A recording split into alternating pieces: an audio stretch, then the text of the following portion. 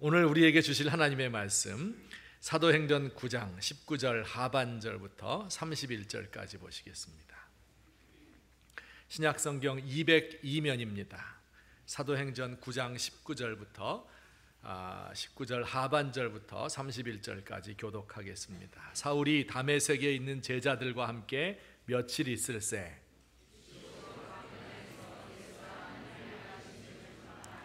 듣는 사람이 다 놀라 말하되 이 사람이 예루살렘에서 이 이름을 부르는 사람을 멸하려던 자가 아니냐, 여기 온 것도 그들을 결박하여 대제사장들에게 끌어가고자 함이 아니냐 하더라.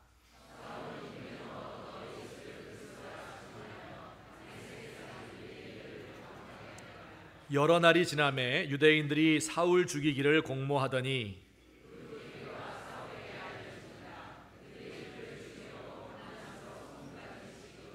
그의 제자들이 밤에 사울을 광주리에 담아 성벽에서 달아내리니라.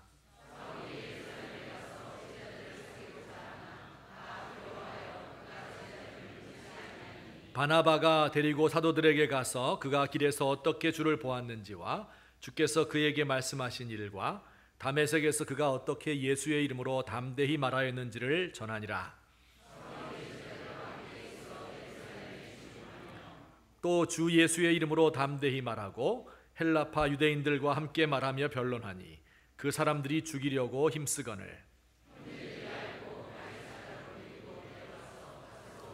같이 보십니다. 그리하여 온 유대와 갈릴리와 사마리아 교회가 평안하여 든든히 서가고 주를 경외함과 성령의 위로로 진행하여 수가 더 많아지니라. 아멘.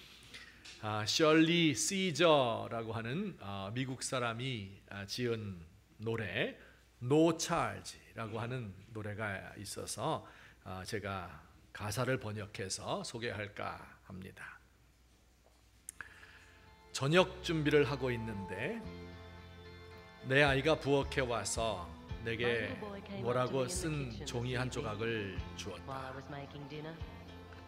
손을 앞치마에 닦고 그 종이를 받아 읽었다. 거기엔 이렇게 쓰여 있었다. 잔디 깎은 대가로 $5. 이번 주 내 침대 정리 $1. 가게 심부름 50센트. 엄마 가게 간 동안 동생 돌봐준 값 25센트. 쓰레기 버린 일 $1. 좋은 성적 받아온 값 $5. 마당 쓴 값 $2. 총 청구 금액 $14 75센트. 잔뜩 기대하고 있는 아이를 보면서 내 마음속에는 만 가지의 생각이 스쳐 지나갔다. 그래서 난 그 종이 뒷면에 펜을 들어 썼다. 9달 동안 내 뱃속에서 너를 키운 값 무료. 아플 때마다 잠 못 자고 너를 위해 기도하고 간호해 준 값 무료. 수년 동안 너를 위해 시간 투자하고 너를 위해 눈물 흘렸던 일들 무료. 모두 다 더하면 내게 준 내 사랑의 값은 거저구나. 내 걱정으로 가득 찬 나날들, 내 장래를 위한 염려들 무료. 내게 준 충고와 가르침들, 내 대학 학비 무료. 장난감, 음식, 옷, 내 콧물 닦아준 일 무료. 나의 모든 사랑의 값을 합하여도 값은 무료란다. 아이가 다 익더니 아이 눈에는 커다란 눈물이 글썽이고 있었다. 그리고 나를 올려보며 말하기를 엄마 정말 사랑해 라고 하였다. 이런 노래입니다. 우리 생각할 때 세상 살아가는 것이 공평한 정의로운 계약관계, 거래관계에 의해서 이루어지는 것이다. 이렇게 생각을 하기 쉽잖아요. 그런데 사실은 사랑과 그리고 은혜에 의하여 뒷받침되고 있는 것입니다. 우리가 하나님과의 관계를 생각하면서도 비슷하게 생각을 해요. 하나님께 얼마를 드리면 이만큼 갚아주시겠지. 내가 이렇게 죄를 안 짓고 잘 살았으니까 나를 더 사랑해 주실 거야. 하나님께 그래도 이 정도는 해드려야 되지 않겠어? 이런 식으로 우리 수준에서 생각을 하는 거죠. 마치 하나님과 우리와의 관계가 인간 상호 간의 계약, 거래 관계인 것처럼 give and take로 이렇게 생각하는 경우가 많습니다. 그러나 사실은 하나님의 사랑이 우리를 감싸고 있는 것이고 우리는 그저 그것을 받아들이는 것뿐입니다. 자격이 없는 사람들에게 값없이 주시는 하나님의 선물을 가리켜서 뭐라고 부릅니까? 은혜라고 부르는 겁니다. 은혜라고 하는 것, 자격이 없는 사람들에게 값없이 주어지는 하나님의 사랑의 선물이다. 우리가 이 땅에 태어날 때도 내가 노력한 것이 없지요. 의식주를 해결해 주셔서 잘 살 수 있도록 해주시고 영혼이 낙심할 때 건져주시고 우리의 가정과 나라와 교회를 지켜주시는 것 모두 하나님의 거저 주시는 은혜입니다. 하나님께서 우리 사람들을 위해서 이 땅에 그의 아들 그리스도를 보내주셔서 우리 죄를 사해 주시고 하나님의 백성 되게 해주신 것이 가장 큰 은혜인데 이것도 다 무료로 우리에게 주신 것입니다. 그런데 정말 중요한 것은요, 이렇게 객관적으로 하나님께서 사람들에게 은혜로 주신다, 공짜로 주신다 하는 사실도 중요하지만 더 중요한 것은 그것을 깨닫는 게 중요합니다. 이렇게 깨닫는 것을 가리켜서 우리가 은혜 받는다 이런 표현을 쓰죠. 하나님이 이 모든 걸 다 해주셨다고 해도 그 하나님을 만나고 깨닫고 늘 은혜를 체험하며 살지 않으면 안 되는 거예요. 하나님이 살아계셔서 나의 삶을 사랑으로 인도하고 계신다 하는 것을 가슴 깊이 감동으로 받아들이는 거죠. 내 죄가 깨달아지고 그래서 가슴이 아프고 눈물이 나고 나에 대해서는 실망하고 하나님만을 의지할 수밖에 없구나 하는 그런 간절함이 생기는 것입니다. 하나님이 나와 함께 하시는 것을 알고 믿고 감사하고 기뻐하는 그 마음, 이것을 은혜 가운데 살아간다 혹은 은혜가 충만하다 혹은 은혜 받았다 이렇게 이야기를 하는 겁니다. 오늘 사도행전 9장에 우리가 지금 계속해서 보고 있는 사울이 예수님을 만난 사건, 예수님이 사울을 와서 만나주신 사건, 이것이 바로 은혜의 체험인 것이지요. 나중에 사도 바울 선생님이 사울이 이제 사도가 된 뒤에 이렇게 글을 썼습니다. 고린도 전서 15장에서 자기가 과거에 하나님 만난 것을 생각하면서 이런 표현을 썼어요. 우리 같이 한번 읽어보겠습니다. 맨 나중에 만삭되지 못하여 난 자 같은 내게도 보이셨느니라. 그러나 내가 나의 나된 것은 하나님의 은혜로 된 것이니 만삭되어 나지 못한 자 같은 나에게도 하나님이 찾아오셔서 만나 주신 그 은혜의 체험. 왜 만삭되지 못하여 난 자 같다고 했을까요? 예수님을 몰라보고 그를 박해하고 그 믿는 사람을 죽이려고 했기 때문에. 그런데 그러한 나를 만나 주신 것을 뭐라고 표현했어요? 은혜로 된 것이다 이렇게 표현을 했습니다. 이 은혜를 알지 못하고 교회에 나오면 그 목적을 잃어버리고 나오는 겁니다. 교회에 나오시는 이유는 은혜를 알고 그것을 체험하기 위해서 교회에 나오는 겁니다. 옛날에 인천국제공항이 개항되면서 그 공항을 다녀오는 것이 서해안 관광 코스의 필수였었던 적이 있었습니다. 어느 시골 교회에서 어르신들을 모시고 관광을 나섰는데요, 이 별천지 같은 영종도 인천공항을 둘러보는 코스예요. 근데 어른들 모시고 가면 제일 염려되는 게 한 분이라도 잃어버릴까 봐 염려가 되잖아요. 그래서 그 가이드가 아이디어를 냈습니다. 풍선 하나를 저 높이에 들고 다니면서 어르신들에게 말했습니다. 구경하시다가 길을 잃을 것 같으면 이 풍선을 보고 따라오세요. 좋은 아이디어죠. 그 관광을 다 마치고 밤늦게 집으로 돌아왔습니다. 식구들이 반겨 맞이하며 물었어요. 오늘 관광 어떠셨어요? 인천국제공항에서 뭘 보고 오셨어요? 어르신들 대답이 하나같이 종일 돌아다니긴 하였는데 본 거는 풍선밖에 없네 라고 대답을 했대요. 여러분, 교회에 와서 이거 없으면 안 된다, 꼭 이거는 봐야 된다 하는 것을 들으려고 하면 그게 바로 은혜 받는 거예요. 교회에 아무리 오래 다녀도 은혜를 받지 못하면 풍선만 보고 관광하는 이런 분들과 같은 겁니다. 오늘 이 시간에 그래서 제가 우리 성도님들에게 은혜 받기를 원하는 거예요. 은혜를 받으면요, 하나님을 만나기만 하면 모든 문제가 일순간에 해결이 됩니다. 여러분, 모든 문제는 내 마음에서부터 생겨난 거거든요. 맞죠? 그런데 하나님께서 오셔서 우리의 마음을 바꾸어 주시고 우리의 마음속에 감격이 있게 하시고 감사가 넘치게 하시고 진정한 평안을 우리에게 주신다고 하면 이 세상의 모든 풍파는요, 이것이 나를 넘어지게 만드는 것이 아니라 나를 단련시키는 것, 내가 이것을 헤쳐서 승리해야 되는 그러한 대상이 되고 마는 겁니다. 이 은혜를 받으면 모든 것이 해결이 되는데 은혜가 도대체 무엇일까? 그리고 그 특징이 무엇일까? 은혜 받기 위해서는 무엇을, 어떤 마음을 우리가 가지고 있어야 될까 하는 것을 오늘 설명을 제가 드리도록 하겠습니다. 두 가지로 나누어 설명드리겠어요. 첫째, 우리 다 같이 읽겠습니다. 시작.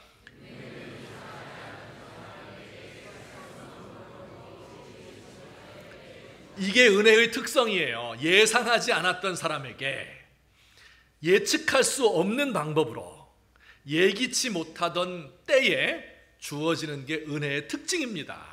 여러분, 그 대표적인 사람이 누굴까요? 사울이에요. 바로 사울이 예수님 만났는데 아무도 예수님이 사울에게 나타날 것이다, 그런 방법으로 만나 주실 것이다, 그때에 만날 것이다, 이렇게 예상한 사람은 아무도 없습니다. 사울도 그렇게 예상을 절대 못했죠.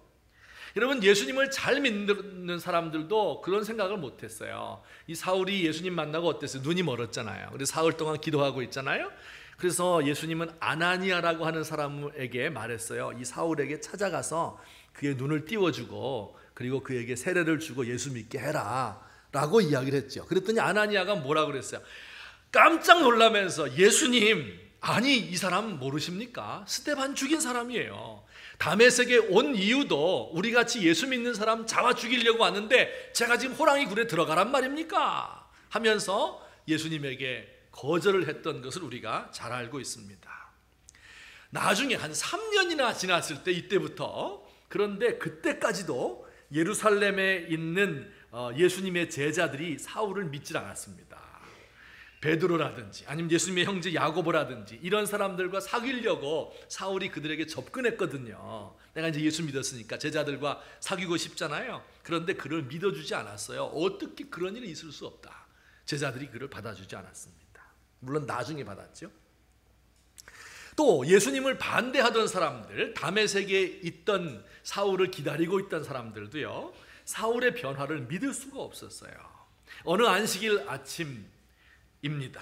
다메섹에 있는 모든 유대인 남자들이 큰 회당에 다 모였습니다.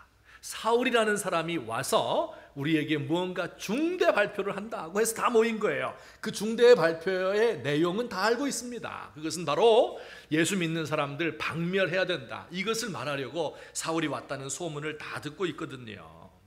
이 사람들이 지금 기대를 하고 있는 거예요. 예수 믿는 것 이렇게 나쁜 것이고, 예수 믿으면 우리나라 망하고 하나님에게 욕이 되니까 예수 믿는 놈들 다 잡아 죽여야 된다. 그러니 너희 근처에 예수님 예자만 이야기하는 사람이 있으면 다 갖다 일러 바쳐야 된다.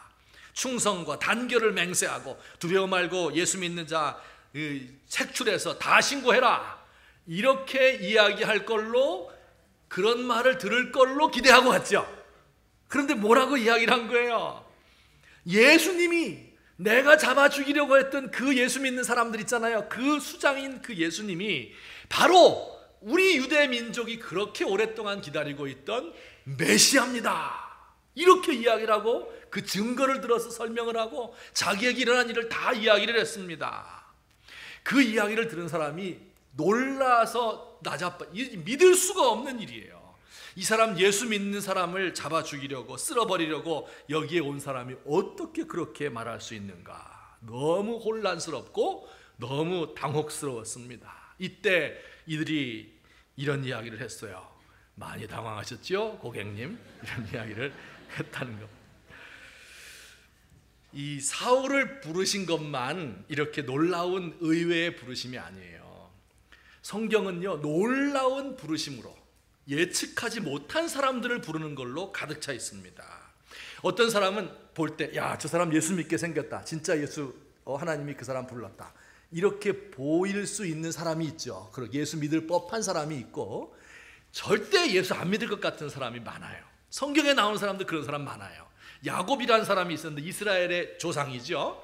그의 쌍둥이 형 에서는 인간성이 좋은 사람이에요. 남자다운 사람이에요. 근데 이 둘째 아들 야곱은 그의 형의 반도 따라가지 못하는 사람이에요. 엄마 치마폭에 매달려 있는 사람, 요새 말로 뭐라 그래요? 마마보이, 인간적으로 남의 발목 잡는 걸 좋아하는 사람, 속이는 사람, 형과 아버지와 삼촌을 속인 사람, 이런 사람이에요. 그런데 하나님이 에서를 부른 것이 아니라 야곱을 불렀습니다. 의외예요. 모세라는 민족의 지도자가 있잖아요. 이 사람은 사람을 죽이고 광야로 도망간 사람이에요. 광야에서 젊었을 적 꿈을 다 포기하고 40년이라는 세월을 사막에서 썩힌, 다 늙어서 이제는 쓸모없는 사람입니다. 그 모세를 하나님이 불렀어요. 이게 이해가 안 가서 모세 자신도 이해가 안 가는 거예요. 도대체 왜 나를 불렀을까? 이렇게 모든 것 다 잃어버리고 말도 잘 못하고 용기도 없고 꿈도 다 잃어버린 사람을 왜 불렀을까? 이해를 못해요. 다윗이라는 사람, 왕된 유명한 분 있죠. 그는 8형제 중에 8번째 아들, 막내 아들인데요, 그 집안에서 아무도 그를 주목하지 않았습니다. 그가 왕될 제목이라고 생각하는 사람은 그 마을에서 하나도 없었어요. 그런데 하나님께서만 이 사람을 주목하여 보고 그를 택했습니다. 의외의 부르심이에요. 예수님이 부르신 사람들도 다 그랬어요. 사회에서 버림받은 나병 환자, 만지기만 해도 부정탄다는 혈루증 걸린 여인, 민족의 반역자인 세리들, 창기였던 여자가 예수님께 와서 머리를 풀고 눈물로 그의 발을 닦는 거, 이거 상상이나 할 수 있는 그런 이야기입니까? 여러분, 그런데 예수님은 그런 사람들을 부르신 거예요. 그 방법도 예측하기 힘들어요. 살기등등해서 사람을 죽이려는 사울을 거꾸로 들여서, 그래서 그의 눈을 멀게 해서 너 지금까지 눈먼지 타고 있었던 거야, 가르쳐주는 거지요. 스데반을 죽이려 하던 사람이 스데반이 가르치던 바로 그 가르침을 확대해서 신학적으로 정립을 하고 편지를 쓰고 그것 위에 교회를 세운 이방인들의 사도로 되게 만들었습니다. 생각하지도 못한 때에 하나님이 우리를 부르십니다. 어떤 사람은 나이가 젊은 학생 때 부르시는가 하면, 이제는 연세가 많아서 이 세상 살 날이 많이 남지 않은 분들도 부르십니다. 때가 없어요. 건강할 때 부르시는 사람도 있고, 병들었을 때 부름받는 사람도 있어요. 성공했을 때 은혜 받는 사람도 있고, 실패해서 삶의 위기 가운데 있을 때 하나님 만나는 사람도 있어요.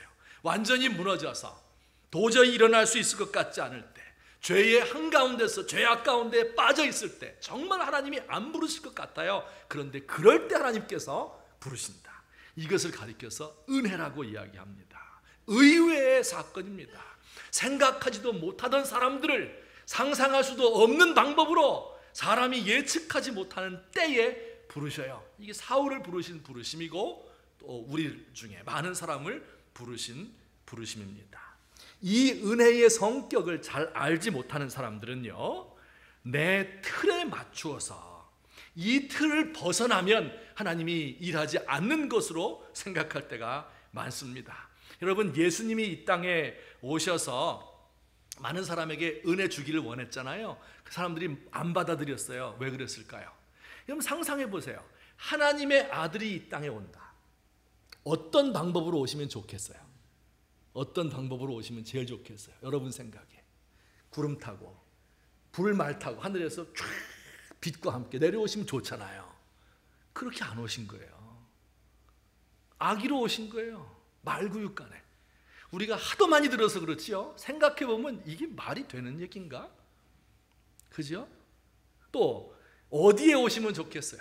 그 당시에 세계 지배하고 있는 로마 제국의 심장부인 로마 제국 한가운데 로마 도시에 딱 오시면 맞잖아요. 하나님의 아들이라면 거기 오셔야죠.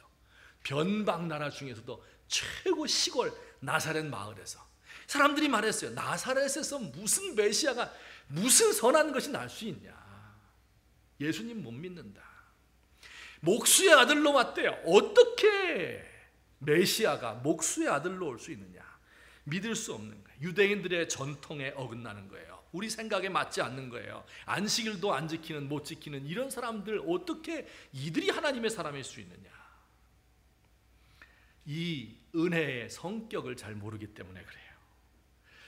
제가 가만히 저 자신을 돌이켜 보는데요, 제가 그래도 3대째 예수 믿는 가정에서 태어나고 장로교 집안에서 자라고요, 그리고 어렸을 적부터 예수를 믿고 목사 되겠다고 일찍 결심을 하고 곁길로 가지 않고 정상적인 코스를 밟아서 여기에 서게 되었어요.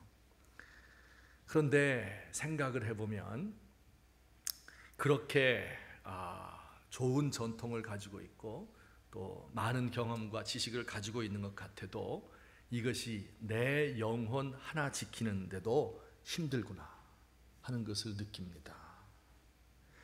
그러니 내가 가지고 있는 경험과 지식과 이런 것 때문에 서 있는 게 아니에요. 하나님께서 은혜를 엄청나게 베푸시는데, 여러 가지 방법으로 여러 사람에게 여러 수단을 통해서 베푸시는데 그 중에 하나를 제가 붙잡았을 뿐이에요. 그 한 조각을 제가 얻어먹은 것 뿐입니다.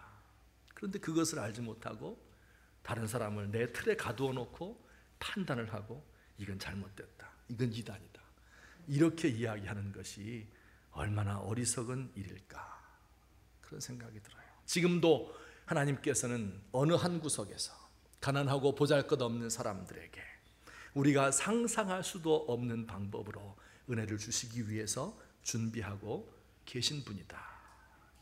이 은혜의 의외성을 깨닫게 될 때 우리는요, 우리의 마음을 넓게 열 수밖에 없습니다. 우리를 찾아오시는 그 예수님, 언제 오실지 모르잖아요. 언제 우리에게 은혜 주실지 우리가 짐작할 수 없잖아요. 그렇기 때문에 그를 기대하고 기다리고 사모할 수 있는 겁니다. 패배주의가 우리 가운데 있을 수가 없어요. 포기했다, 두 손 다 들었다, 아무리 해도 안 된다, 나는 원래 그런 놈이야, 이런 생각은 우리 가운데서 없어져야 될 생각입니다. 가장 힘든 때, 언제 우리에게 은혜 주시는지 모르는데 가장 힘든 때의 끝이 바로 하나님의 은혜의 때이기 때문에 그렇습니다. 가장 어두운 새벽에 동쪽의 계명성이 떠오르고 그리고 밝은 아침이 오는 법이기 때문에 그렇습니다. 하나님께서는 우리 인간이 예상하지 못할 때에 은혜 주실 것을 준비하고 있기 때문에 우리가 낙심하고 은혜의 시대가 끝났구나 이렇게 생각할 것이 아니라, 하나님께서 언제 우리에게 찾아오셔서 나에게 새로운 은혜를 주실지 모르니까 그 은혜를 기대하고 기다리고 사모하게 되는 겁니다. 우리 조국의 기독교를 보면서도, 우리 성도들을 보면서도 대학 졸업 취업률이 너무 낮고 그리고 자살하고 싶은 그런 마음도 많이 드는 사람도 있고 실패와 좌절과 낙심 가운데 있다 할지라도, 그러나 하나님께서 은혜 주실 때가 있다 하는 것을 기다리고 기대하면서 그날을 사모할 수 있는 저와 여러분 되시기를 예수님의 이름으로 축원합니다. 자, 우리 한 가지 제가 더 말씀드리겠어요. 이 은혜의 성격이 어떠한가, 오늘 본문에서요. 둘째, 같이 읽습니다. 시작. 은혜는 인간이 측량할 수 없을 정도로 풍성하게 주어진다. 여러분, 사울의 입장에서 이걸 한번 생각해 보세요. 지금 예수님 믿는 사람 박해하고 죽이려고 가는 거예요. 그런데 그 예수님이 날 찾아주신 거예요. 예수님의 원수 중에 원수죠. 그런데 그를 찾아오셔서 그에게 말을 걸어주시고 그를 예수 믿게 하고 천국으로 인도한 것만 해도 큰 은혜인데, 그를 어떻게 만들어주시겠다고 얘기했어요? 예수님의 이름을 담은 뭘로 만들어주시겠다고요?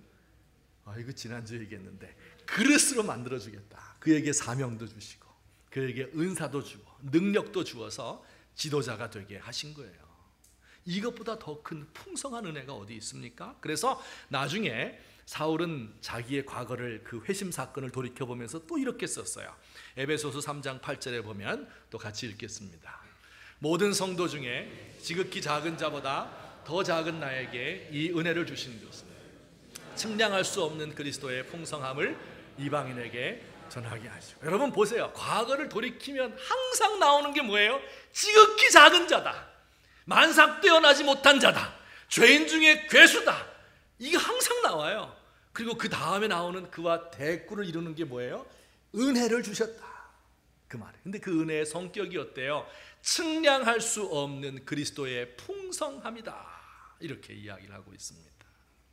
측량할 수 없는 그리스도의 풍성함, 인간의 머리로 이해할 수 없고 잴 수 없는 풍성한 사랑이다, 그런 뜻입니다. 여러분 때로 우리 그런 거 경험하고 느낄 때가 있죠. 여러분 밖에 외부적으로 볼 때는요, 내 마음이 지금 번잡스러울 수밖에 없어요. 이거 도대체 이거 복잡해서 살아갈 수가 없어요. 그런데 내 마음 속에는요, 내가 생각해도 이해가 되지 않는 이 모든 인간의 생각을 초월한 데서부터 오는 평강과 위로가 우리 마음을 감쌀 때가 있습니다. 이게 이제 은혜라고 하는 거죠. 어디서 오는지 모르는 기쁨이 내 속에서 샘솟는 때가 있는 거예요. 내가 다 지쳐서 넘어져 있었는데 어디에서부터 오는지 모르는 그 능력과 새 힘이 내 속에 솟아나서 다시 일어나는 거예요. 저 사람 미워 죽겠는데 그를 사랑할 수 있는 희생적인 마음이 내 속에서 일어나는 거예요. 이런 걸 가리켜서 측량할 수 없는 은혜의 풍성함이다. 우리 생각으로는 도저히 잴 수도 없고 상상할 수도 없는 그런 풍성함이 우리 가운데 넘친다 하는 것이 이 사도 바울 선생님의 고백이고 또한 우리의 고백이 되어야 할 줄로 믿습니다. 자, 그런데 제가 한번 여쭤볼게요. 측량할 수 없는 그리스도의 풍성함이라고 표현할 수 있도록 여러분의 마음속에 그 은혜가 지금 넘치고 있습니까? 아니면 은혜를 받긴 받은 것 같은데, 예수를 믿긴 믿는 것 같은데, 더워 죽겠는데 무슨 은혜가 있단 말인가? 난 그렇게 은혜 풍성하게 받은 적이 없어. 어떤 사람은 왜 그렇게 좋다고 날뛰나 모르겠어. 나는 그런 거 받은 적이 없는데. 이런 생각이 드십니까? 여러분, 그 차이가 뭘까요? 하나님의 은혜는 공평하게 모든 사람에게 주어지겠죠. 그런데 어떤 사람은 그것을 받고 와, 어떻게 이럴 수가 있나, 측량할 수 없는 풍성함이구나, 이렇게 고백하는 반면에 어떤 사람은 그런 게 있다고 하기는 소문으로 듣긴 들었는데 나에게는 왜 없지? 이런 사람이 있어요. 그 차이가 어디에 있을까요? 그걸 오늘 간단히 설명드리고 마치려고 합니다. 이 대만에서 있었던 일이래요. 한 청년이 사모하는 처녀가 있었는데 2년 동안 무려 700여 통의 연애 편지를 썼습니다. 매일 한 통씩 쓴 거죠, 그죠? 빼놓지 않고. 얼마나 사랑했으면 그렇게 했을까요? 혹시 여러분 연애 편지 700통 써본 분 있어요? 700통은 거사 7통 써본 분 있어요? 7통만 써도 그거 굉장한 거죠. 근데 700통을 썼어요. 세계 기록 러브레터 역사상 신기록입니다. 나중에 이제 이 여자가 결혼을 했는데요. 신랑이 누구였는가 하면 편지 700통을 쓴 그 남자가 아니라 그 편지를 배달해준 우편배달부와 결혼을 했대요. 여러분, 여기에 진리가 있어요. 누가 더 사랑했을까요? 이 여자를.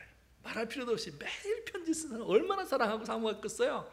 근데 문제는 뭐예요? 얼굴을 봐야지요. 그래야 사랑이 자랄 거 아닙니까? 아무리 속으로 사랑을 해도 얼굴을 보지 못하면 사랑을 전달할 방법이 없어요.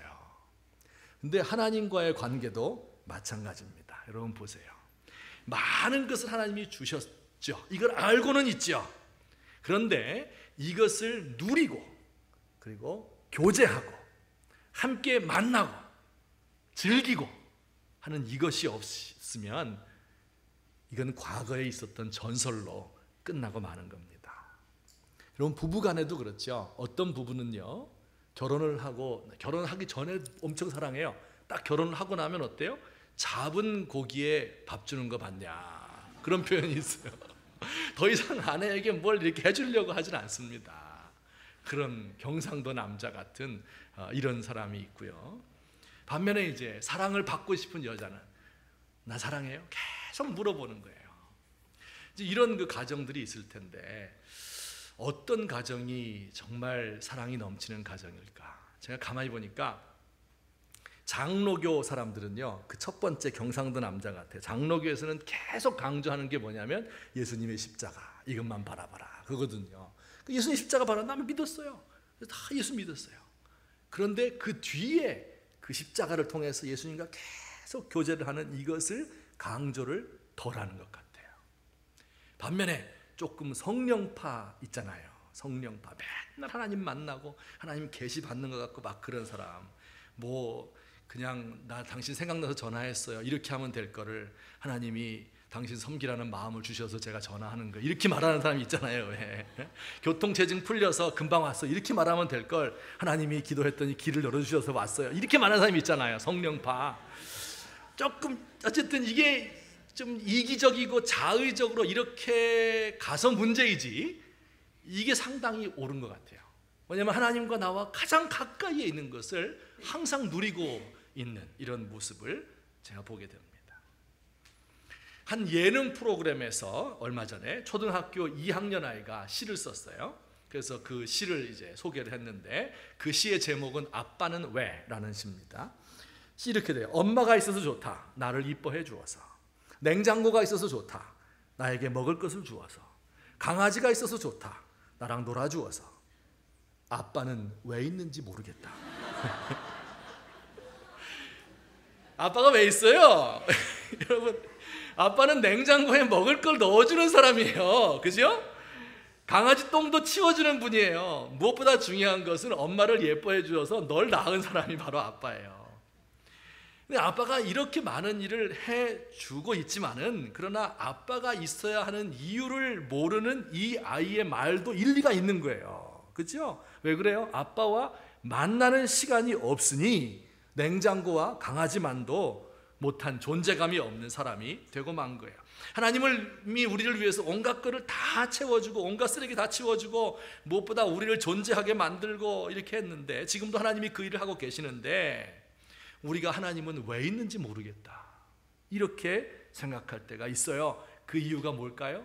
교제가 없기 때문에 그런 거예요. 우리 인생 살면서 조금 설명하기 어려운 것들이 많은데 그 중에 하나가 이거예요. 보세요 여러분, 어렸을 적부터 부족한 것이 없이 다 대주고 자라난 아이가 부모에게 감사합니까? 아니에요. 참 이상하죠? 부모가 나에게 해준 게 뭐가 있어? 이렇게 나와요. 근데 정말 해준 게 없는 부모, 그죠? 그래서 정말 어렵게 자라난 아이가 이상하게 나중에는 부모를 사랑하고 존경하고 그를 봉양하는 모습을 보게 돼요. 참 이상해요. 그래서 제가 생각을 해봐요. 도대체 왜 그럴까? 이게 어디서부터 오는 것일까 생각을 했더니 이런 거예요. 어려운 집에서 사는 아이들은요, 부모와 만나는 시간이 많은 겁니다. 부모가 어렵게 사는 것을 바로 곁에서 지켜볼 수 있었던 거예요. 집이 너무 좁기 때문에 그 문틈으로 들리는 아빠의 한숨 소리를 다 듣는 거예요. 살기 힘들어 숨죽여서 흐느끼는 엄마의 고통을 다 이 아이가 알고 있는 겁니다. 그런 고통스러운 함께 가는 삶 가운데서 부모와 정이 들고 부모를 사랑하게 되는 거죠. 그러나 돈 많은 사람은 집이 워낙 넓기 때문에 여기서 무슨 일이 일어나는지 저쪽에서 몰라요. 부모가 어려워하는 걸 보질 못했어요. 부모는 장난감과 좋은 옷과 신발을 사주고 좋은 선생 붙여서 과외시켜 주었지만 이 아이와 대화할 틈이 없어요. 그걸 위해서 돈을 벌어야 되고 그 번 돈을 써야 되기 때문에 아이와 대화한 적이 없어서 그렇습니다. 여러분, 우리가 하나님의 은혜가 풍성하구나 하는 것을 머릿속으로 아는 거 가지고 안 돼요. 머릿속으로야 엄청난 은혜죠. 어떻게 자기를 죽여서 우리를 천국으로 인도할 수 있는가, 이거 다 알고 있는데 그 풍성함을 누리려면 어떻게 해야 돼요? 그와의 교제의 시간을 많이 가져야 되는 거예요. 그와 대화의 시간이 있어야 되는 것입니다. 휴가철에 차가 막히는데 휴가만 갈 것이 아니라 그 중에 하루는 시간을 내어서 기도원에 가든지 혹은 대자연 속에 아무도 없는 곳에 가서 그 하루를 온전히 하나님을 묵상하는 데 한번 바쳐보시기 바랍니다. TV를 끊고 스마트폰, 인터넷 연결되는 대신 하나님과 커넥트 되어서 하루 종일 그분을 묵상해보세요. 성경 말씀 한 구절 읽고 그것을 계속해서 마음에 새기고, 그것도 어려우면 기도하는 것 하지 못하겠으면 주기도문을 수천 번, 수만 번 외워보시기 바랍니다. 그러면 그 가운데 하나님의 은혜의 풍성함을 느끼나 안 느끼나 한 주 동안 한번 해보시고 와서 못 느꼈어요, 이렇게 말하면 제가 물러들 테니까,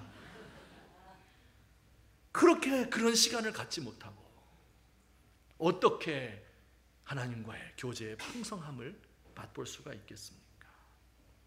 결론적으로 한 말씀 드리고 맺겠습니다. 어떤 부부가 살고 있었어요. 가난할 때 만나서 서로 사랑을 키워서 결혼에 이르렀습니다. 얼마나 사랑하는지 얼굴만 보고 있어도 좋았고, 물 한 그릇 떠놓고 아무 손님 청하지도 못했는데 결혼시켰는데 세상을 다 얻은 것 같아요. 그 신혼 기간이 얼마나 달콤하고 꿀과 같고 천국과 같은지, 그 어려운 삶을 조금씩 일으키고 살림을 모아가는 재미가 얼마나 좋은지 몰라요. 그런데 세월이 많이 흘러 남편이 사업에 성공을 했습니다. 돈을 많이 벌었어요. 그리고 아내가 원하는 것을 다 해주고, 카드를 주고 캐시를 주고 다 주었습니다. 놀라운 일이 벌어졌어요. 그렇게 편안하게 살면서 아내의 마음이 남편을 떠나가기 시작했습니다. 남편의 사랑을 잊어버렸습니다. 그리고 급기야는 애인을 만들게 됐어요.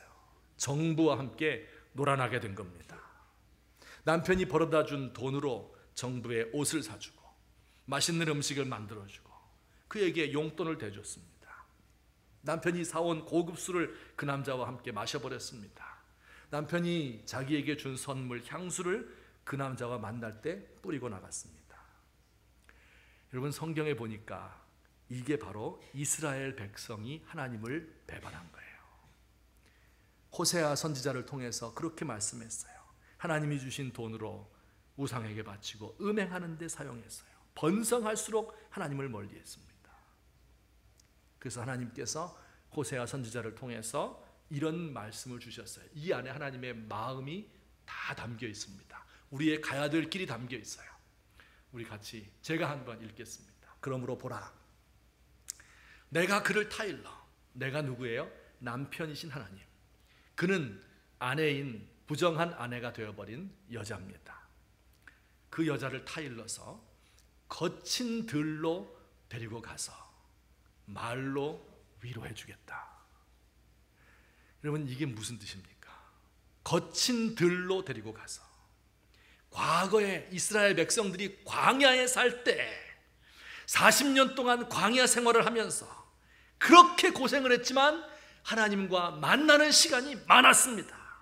그래서 하나님의 사랑을 풍성하게 경험했어요. 몸은 비록 고달팠고 옷은 헤어졌고 그리고 먹을 것은 마땅치 않았지만 그 대신에 하나님의 가까이 계신 것을, 하나님이 나를 보호하고 있다는 것을 날마다 그 눈으로 보고 느낄 수 있었던 겁니다. 그 광야, 그 거친 들로 내가 데리고 가겠다.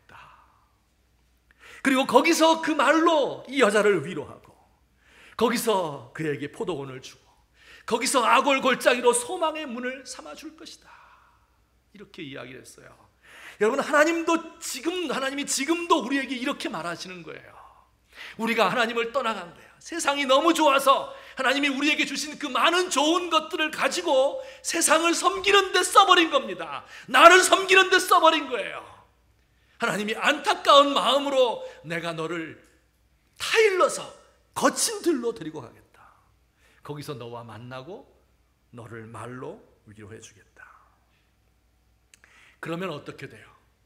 후반절에 보면 그가 거기서 응대하기를, 그 여자가, 그 부정한 여자가 거기서 응대하기를. 응대라는 말이 중요한 단어예요. 어렸을 때와 애굽 땅에서 올라오던 날 광야에서 살았던 그때와 같이 하게 될 것이다. 그가 거기서 응대할 것이다. 이 말은 뭐냐면 본다, 그런 뜻이에요. 눈과 눈이 마주치는 거예요. 하나님을 주목해서 보는 거예요. 다른 거 볼 거 없잖아요. 거친들 광야에 갔는데 뭐가 있어? 아무것도 없어요. 그래서 하나님을 볼 수밖에 없어요. 그리고 그와 대화하는 거예요. 사랑의 말로 서로 고백을 하고 대화를 하고, 그리고 하나님을 위해서 노래를 지어 바치는 것, 이것을 가리켜서 응대라고 이야기를 했습니다. 마치 과거에 애굽에서 올라오던 그 광야의 때에 그런 일을 했던 것처럼 내가 너를 그렇게 광야에 가서 위로해 주겠다, 이렇게 말씀하고 있습니다. 정말 이 말씀대로 구약성경 시대에 정말 하나님과 이스라엘 백성이 가장 가까웠던 두 시대가 있다고 하면, 첫 번째가 광야 시대이고요, 40년 헤매던 때이고 70년 포로 시대입니다. 가장 어려웠던 때인데 가장 하나님과 가까이 있는 그러한 때였습니다.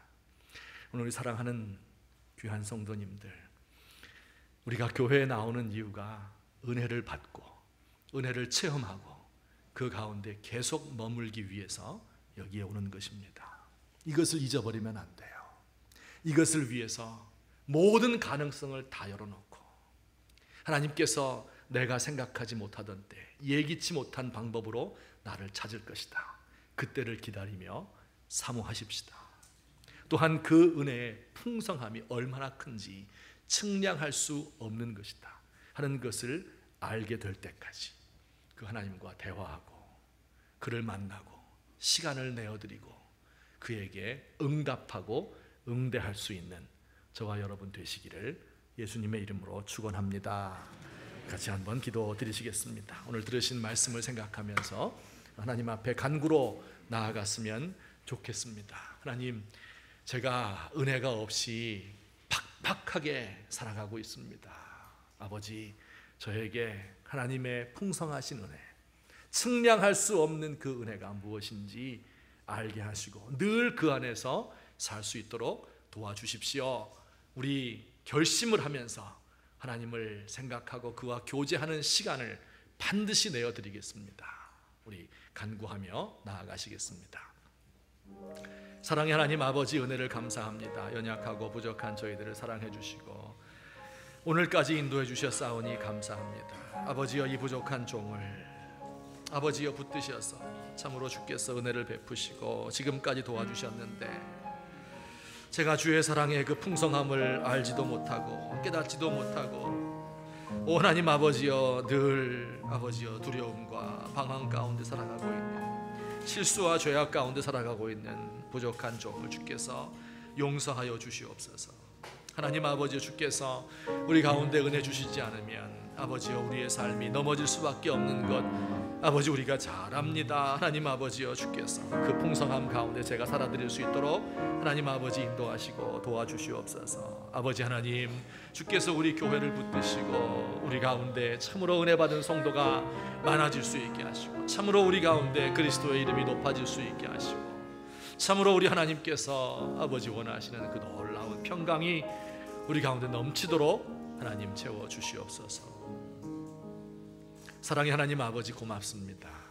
우리 하나님께서 우리를 부르셔서 은혜 주시는 것은 우리가 상상할 수도 없는 사람에게 예측할 수 없는 방법으로, 또한 우리가 예기치 못하던 때에 우리에게 주시는 그 은혜를 기억하며 늘 우리의 마음을 열고 하나님의 은혜를 사모하는 종들 되도록 하나님 도와주시옵소서. 주와의 교제가 풍성해지기 때문에, 그래서 하나님의 은혜가 측량할 수 없을 정도로 풍성합니다 고백할 수 있는 날마다 은혜 가운데 살아가는 귀한 영혼들 되도록 주님 도와주시옵소서. 예수님의 이름으로 기도합니다. 아멘. 찬송가 바꿔서 좀 부를게요. 442장 저 장미꽃 위에 이슬 아직 맺혀 있는 그때에, 우리 가사를 생각하시면서 함께 찬송하시겠습니다.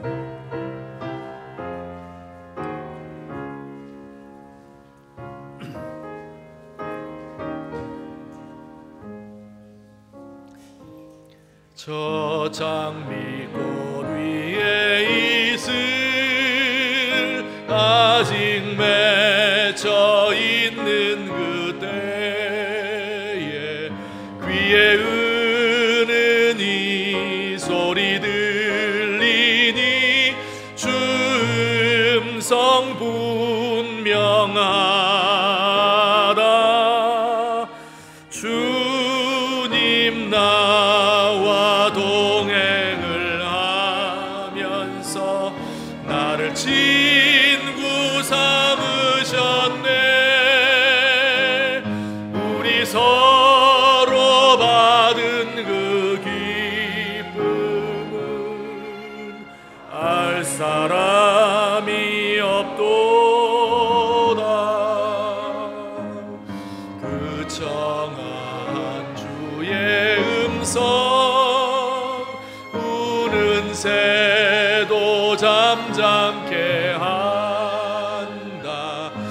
내게 들리던 주의 음성이 늘 귀에 쟁쟁하다.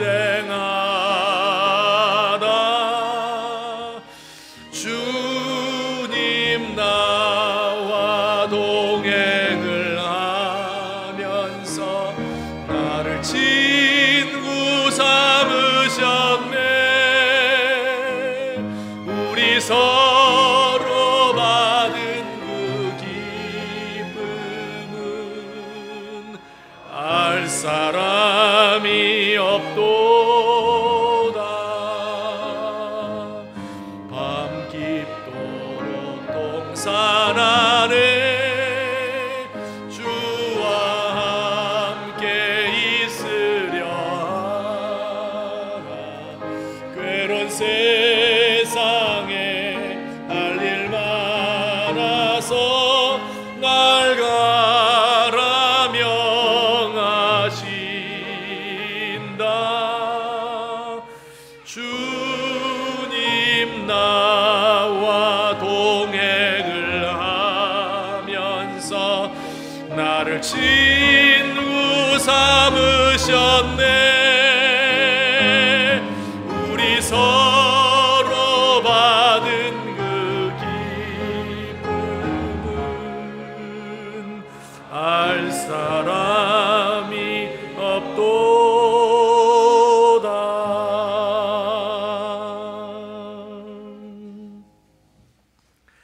저 장미꽃 위에 있을 아직 맺혀 있는 새벽 미명에 우리 주님의 음성 분명히 들리는 그 청아한 음성, 우는 새도 잠잠케 하시는 그 음성을 날마다 그의 동산에서 듣게 하여 주옵소서.